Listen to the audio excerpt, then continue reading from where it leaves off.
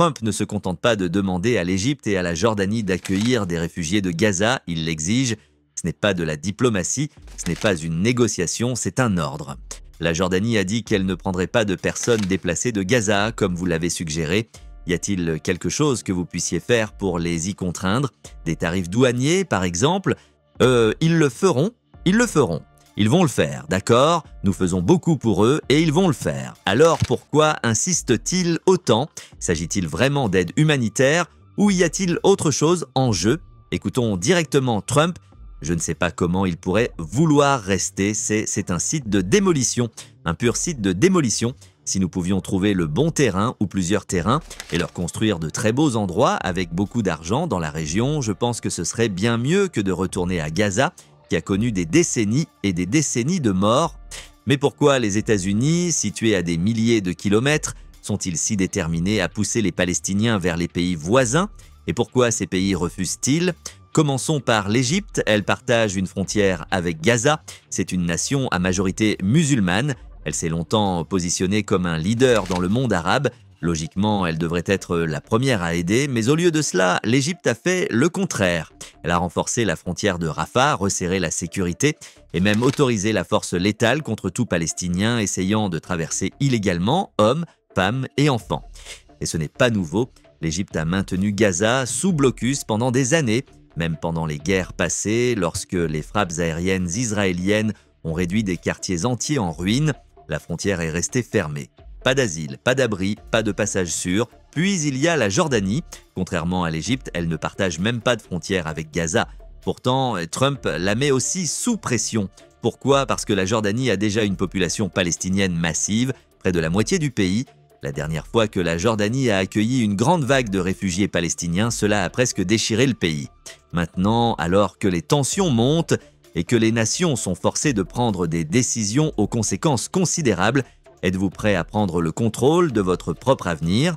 En ces temps incertains, il est crucial de protéger vos finances et de sécuriser vos économies.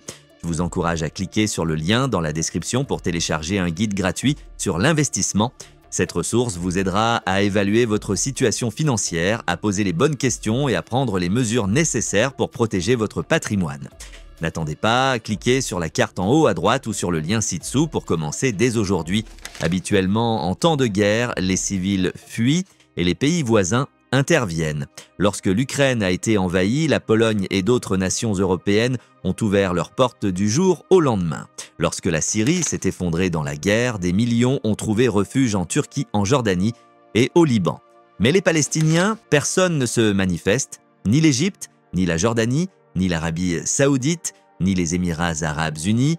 Pourquoi? Pourquoi les nations arabes ne les accueillent-elles pas, même si elles soutiennent publiquement leur cause?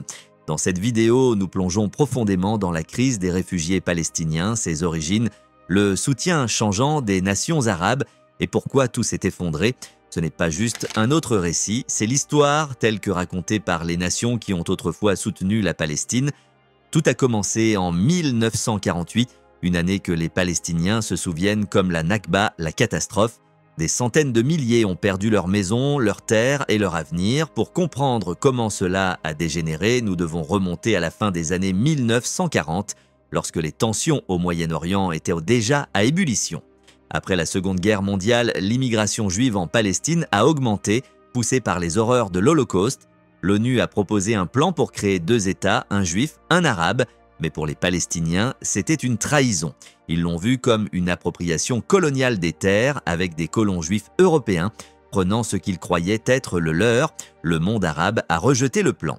Le 14 mai 1948, les dirigeants juifs ont déclaré la création de l'État d'Israël et les nations arabes, l'Égypte, la Jordanie, la Syrie, le Liban et l'Irak ont répondu par la guerre. Mais cela ne s'est pas passé comme prévu, les forces arabes étaient divisées, tandis qu'Israël s'est étendu au-delà de son territoire alloué. À la fin de la guerre, plus de 700 000 Palestiniens ont été déplacés. Les Palestiniens ont fui, certains par peur, d'autres poussés par les dirigeants arabes, promettant un retour rapide. Ce retour n'est jamais venu. En tant que réfugiés, ils ont cherché refuge dans les pays arabes voisins, mais les réponses ont varié. La Jordanie a accueilli le plus grand nombre, leur accordant la citoyenneté et les intégrant dans la société. La décision de la Jordanie d'accorder la citoyenneté aux réfugiés palestiniens n'était pas purement un acte de bonne volonté. En effet, le roi Abdallah avait un plan plus vaste, ancré dans une stratégie politique. À l'époque, la Jordanie contrôlait la Cisjordanie. En intégrant les Palestiniens en tant que citoyens, il renforçait sa revendication sur le territoire, présentant la Cisjordanie comme faisant partie de la Jordanie et non comme un État palestinien potentiel. Et pendant un temps, cela a fonctionné. De nombreux Palestiniens se sont installés dans des villes comme Amman et Zarqa, construisant des vies avec des emplois et des entreprises, une stabilité qu'ils n'avaient pas connue depuis 1948. Cependant, ce qui a commencé comme un mouvement calculé a rapidement évolué en une crise qui a failli déstabiliser la monarchie. Dans les années 1960, la lutte palestinienne était passée d'un problème de réfugiés à un mouvement de résistance armée. L'Organisation de libération de la Palestine, OLP, dirigée par Yasser Arafat, était devenue la force motrice. Bien que sa direction soit en exil, ses combattants, en particulier ceux de la faction Fatah d'Arafat, gagnaient en force à l'intérieur de la Jordanie. Ce n'était plus seulement une question humanitaire, c'était un défi direct au gouvernement du roi Hussein. Mais pourquoi l'OLP a-t-elle pris racine en Jordanie ? Et pourquoi les Palestiniens, qui jouissaient de plus de droits là-bas que n'importe où ailleurs, ont-ils eu recours à la résistance armée ? La réponse réside dans deux facteurs clés, l'identité et les promesses non tenues. Tout d'abord, la citoyenneté jordanienne n'a pas effacé les liens profonds des Palestiniens avec leur patrie. Pour beaucoup, ce n'était qu'un document. Leur vraie maison était à Haïfa, Jaffa et d'autres villes maintenant parties d'Israël. Ils s'accrochaient à des actes, des clés et des souvenirs de vergers et de marchés perdus, gardant la conviction qu'un jour, nous reviendrons. La citoyenneté n'a pas changé cela, elle n'a fait qu'alimenter leur détermination. Pendant ce temps, la foi dans les dirigeants arabes s'effritait. Après leur défaite en 1948, les nations arabes avaient promis de libérer la Palestine. Année après année, ils juraient que la prochaine guerre serait différente. Mais Israël ne faisait que se renforcer et rien ne changeait. Dans les années 1960, les Palestiniens avaient perdu confiance dans le monde arabe. Des dirigeants comme Gamal Abdel Nasser d'Égypte, autrefois le visage de la résistance arabe, avaient tourné leur attention vers le pouvoir régional. Les États arabes étaient consumés par des luttes internes. Les Palestiniens en avaient assez d'attendre, ils ont décidé de prendre les choses en main. Mais il y avait un hic, le mouvement était fragmenté, manquant de leadership, de structure militaire ou de pouvoir indépendant. Cela a changé en 1964 lorsque la Ligue arabe a créé l'OLP. Initialement une marionnette sous contrôle égyptien, elle a été rapidement transformée par Arafat. Arafat n'était ni un politicien ni un général, il était un exilé palestinien voyant son peuple souffrir. Il a passé des années à construire le Fatah, un mouvement armé indépendant qui rejetait la dépendance aux gouvernements arabes. Sa croyance était simple, les Palestiniens devaient se battre pour eux-mêmes. Le tournant est venu en 1968 lors de la bataille de Karameh. Le 21 mars, Israël a lancé l'opération Inferno, une attaque contre le bastion de l'OLP à Karameh, en Jordanie. S'attendant à une victoire facile, ils ont rencontré une résistance féroce. L'OLP, soutenu par les forces jordaniennes, a riposté plus fort que prévu. Les deux camps ont subi de lourdes pertes, mais la bataille a tout changé. Les Palestiniens avaient tenu bon. Arafat est devenu un héros, et pour la première fois, ils ont réalisé qu'ils n'avaient pas besoin des armées arabes. Ils pouvaient se battre seuls. Ce moment a solidifié le leadership d'Arafat et a donné au Fatah le contrôle total de l'OLP. Sous Arafat, l'OLP a évolué pour devenir plus qu'un corps politique. Elle est devenue une force armée à part entière, opérant à l'intérieur de la Jordanie comme si c'était son propre État.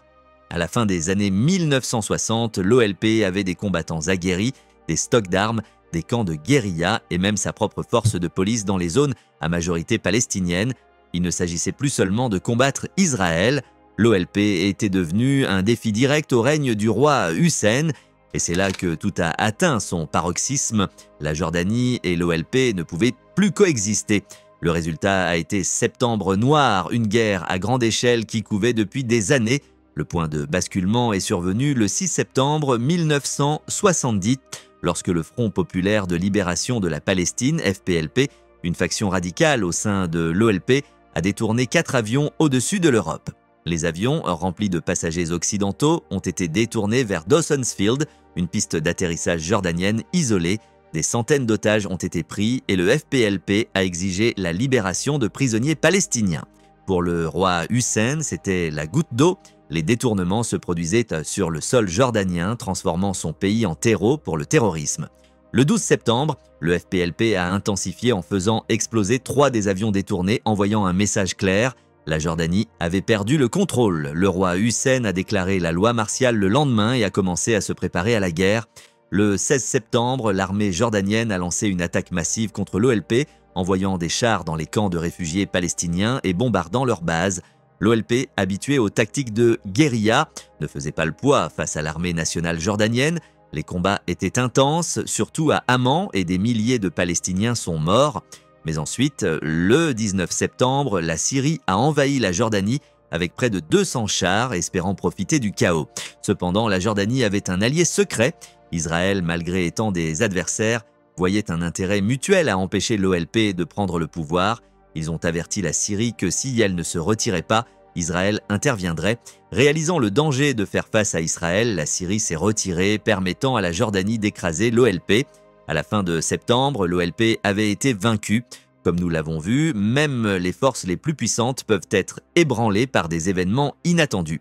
Il en va de même pour votre situation financière si vous n'êtes pas préparé. Si vous ne savez pas comment naviguer dans ces temps imprévisibles et protéger vos finances, c'est le moment d'agir. Cliquez sur le lien dans la description pour télécharger votre guide gratuit sur l'investissement. Ce guide vous aidera à évaluer votre situation financière actuelle, à prendre les bonnes décisions et à protéger vos économies de l'inconnu. Ne laissez pas une tempête financière vous prendre au dépourvu. Prenez le contrôle aujourd'hui en cliquant sur la carte en haut à droite ou en utilisant le lien ci-dessous.